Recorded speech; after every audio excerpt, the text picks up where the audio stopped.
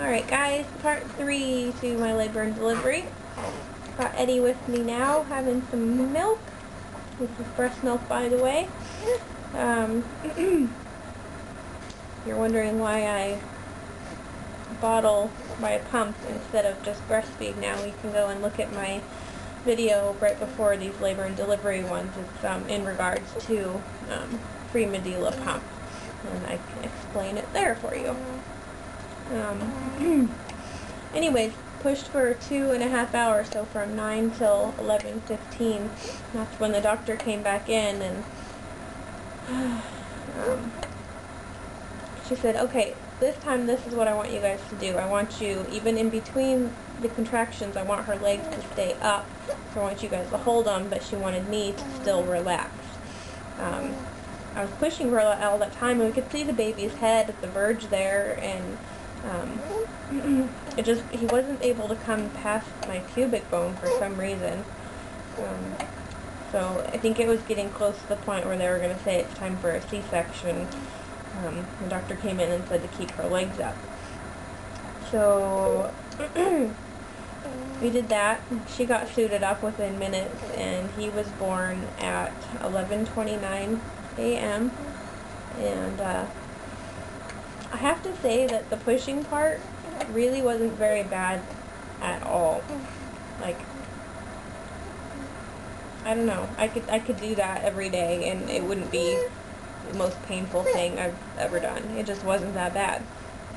I'm sure a lot had to do with me having the epidural.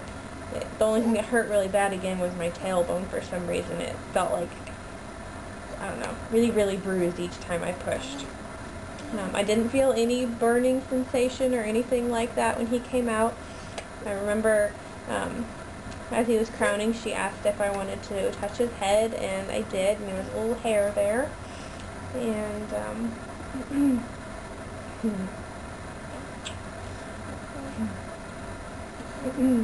sorry.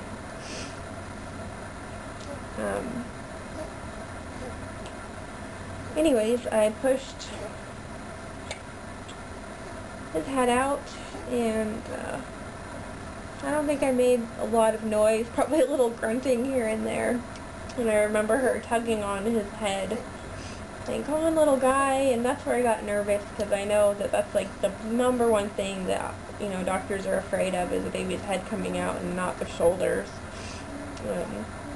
But she pulled and I pushed and we got his shoulders out, and right away she said, "That's a big baby."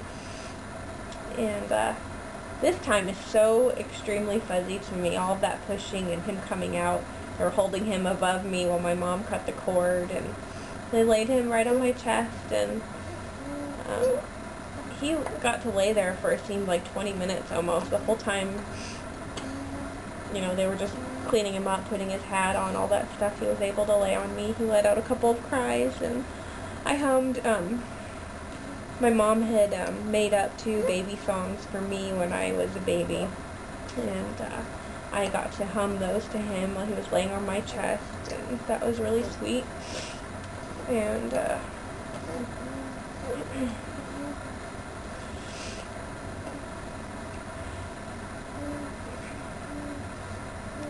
I didn't need an episiotomy, but I did tear on the inside a little bit and up in between my inner labia. My epidural was really starting to wear off at this point, so I could actually feel her stitching me up, which didn't feel very good at all. But, you know, I had this in my arm, so it was really pretty minor. Before all the stitching, though, she had to kind of massage my belly to get my placenta to come out, and when that came out, she said that it was really, really big and really, really healthy looking, whatever that means. I don't know why it was extra big.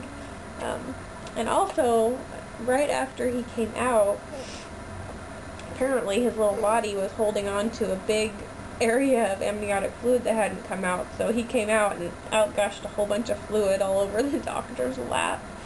And also, apparently I started peeing because they had taken my catheter out at that time. You have to have a catheter when you have an epidural.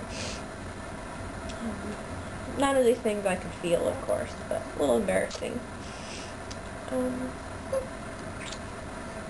Anyways, he was born, and, you know, they took care of him.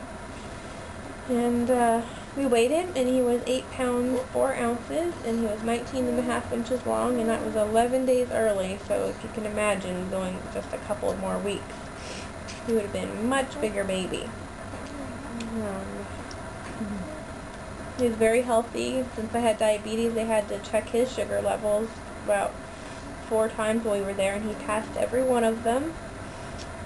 And that was great news, because if he didn't, they would have had to give him formula. All done? Oh, there's a couple more drops. He likes to get every last sip. I think that's it, buddy. I hear it. Do you hear him? He has a little scratch under his eye. His fingernails are impossible to get filed or to stay filed. So, you know, my family got to come in and see him and hold him, and they wanted to give me a catheter again, but because I wasn't allowed to walk still, but I really didn't want one of those, and they let me go without. Got me checked into the mother-baby room, and that's the end of really the labor and delivery. There's probably bits and pieces I left out, and if anyone has any questions. Oh, stretch. Don't stretch yourself, baby. Oh, honey. You got a birthday, honey? Alright, this is probably a good place to stop. I have quite the postpartum story, so that'll be my next one, guys. We'll talk to you later. Bye.